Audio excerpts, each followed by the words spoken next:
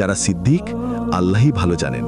হাদিসে আরও এসেছে, জান্নাতের সবচেয়ে নিচের মানুষের এত প্রাসাদ, এত বাগান, এত নদী থাকবে যে সে 1000 বছরেও শেষ করতে পারবে না, এবং তার জন্য 88টি হুর থাকবে, হাজার হাজার সেবক থাকবে। এটা শুধু সবচেয়ে নিচের। এখন প্রশ্ন হলো, এই জান্নাতে যেতে কি করতে হবে? খুব সহজ, 5 ওয়াক্ত নামাজ, হালাল রিজিক, মা বাবার সেবা, মানুষের হক আদায়, তওবা করা।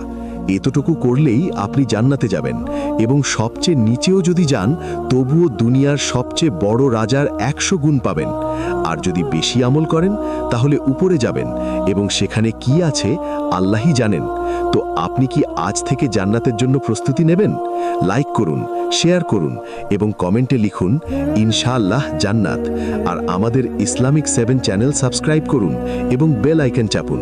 জাযাকাল্লাহু খায়রান।